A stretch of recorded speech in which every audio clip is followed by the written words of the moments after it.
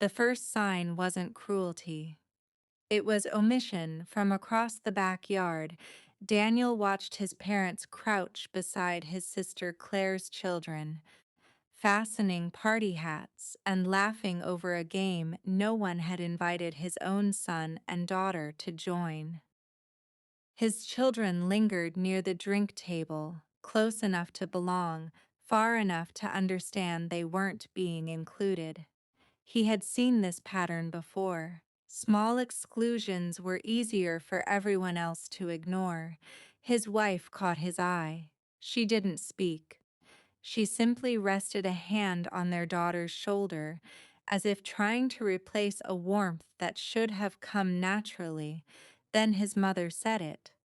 She smiled while smoothing one granddaughter's hair. For us, there are only the grandchildren of our beautiful daughter. Nobody gasped. Nobody challenged her. The words floated through the conversation like they had always been true. Daniel didn't look at his parents. He looked at his son instead. The boy had stopped reaching for another cookie. Children rarely misunderstood rejection. Adults simply became better at pretending it wasn't happening. He considered leaving immediately. Instead, he stayed, not because he hoped things would improve, but because he had spent years believing silence caused less damage than confrontation. That belief had shaped much of his adult life. After his father retired, Daniel quietly began sending money every month. At first, it covered prescription costs after an unexpected surgery. Later, it became help with property taxes. When the roof leaked, he paid the contractor directly. When inflation tightened their budget, grocery deliveries simply started appearing.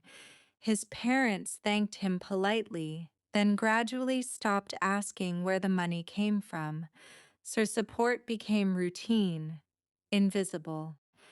Even the generous birthday gifts Claire's children received every year had been possible because Daniel quietly increased the monthly transfers whenever expenses grew. He never mentioned it. He wasn't trying to buy gratitude. He only wanted his parents to grow old without fear.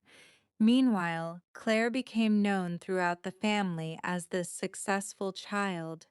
She hosted glamorous holidays, posted smiling photographs online, and accepted compliments with comfortable confidence.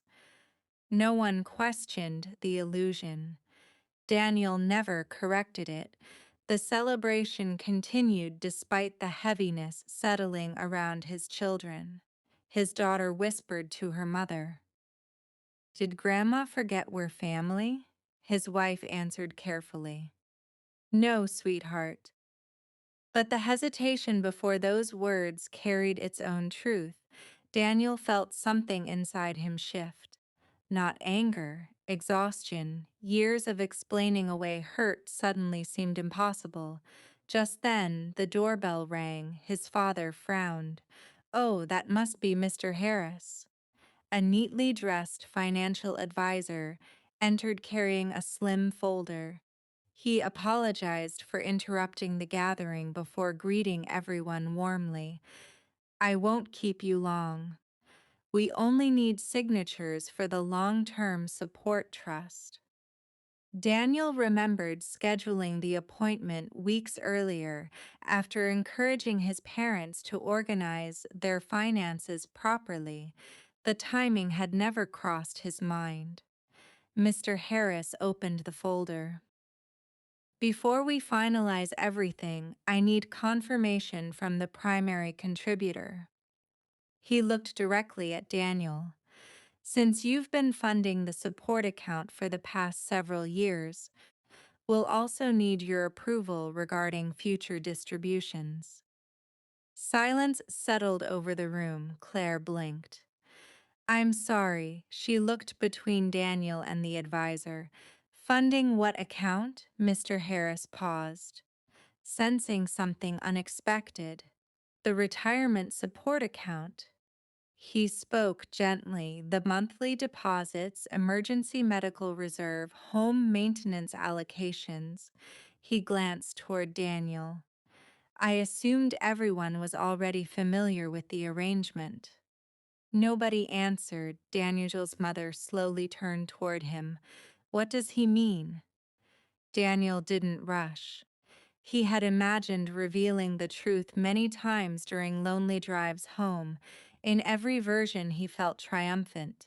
Instead, he felt tired. He met his mother's eyes. Do you know who has really been funding all of this? No accusation followed. No raised voice. Only the question. His father looked toward the remodeled kitchen, the repaired windows, the landscaped garden. Memories rearranged themselves inside his expression. Her smile disappeared. I thought, she stopped. I thought Mom and Dad had savings. They did, Daniel answered quietly, but not enough. His mother lowered herself into a chair. You never told us. I tried a few times. He remembered conversations interrupted by comparisons, by praise directed elsewhere, by reminders that Claire had given them grandchildren they could be proud of. Eventually, helping had seemed easier than explaining.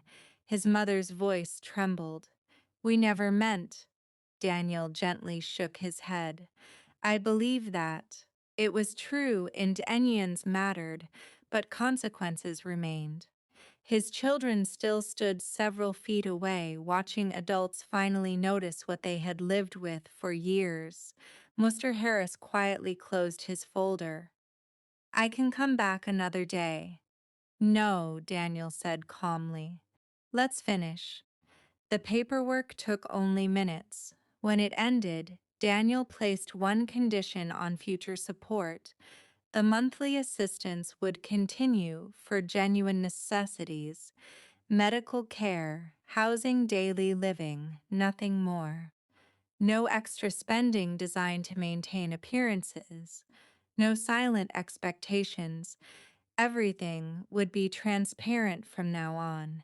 His father nodded without argument, perhaps because for the first time he understood that generosity was never an obligation. It had always been a gift. As the afternoon faded, Daniel gathered his children. His mother stepped toward them uncertainly. His granddaughter, she nearly corrected herself. His granddaughter reached for Daniel's daughter's hand. The little girl hesitated before accepting it. Trust, Daniel realized, returned much more slowly than money. Walking toward the car, his son slipped his hand into Daniel's. You stayed, the boy said softly. I needed you to see something. What? Daniel looked back once. His parents remained standing together in the doorway, smaller than they had ever seemed. That respect isn't something you ask people to give you. His son waited. It's something you stop giving away when it isn't returned. The engine started, no one celebrated. Nothing had truly been won. His parents still had time to become better grandparents. His children still carried memories that would not disappear overnight. The distance between them had not vanished, but it had finally become honest. And sometimes honesty, however late it arrived, was the first kindness a family had offered itself in years.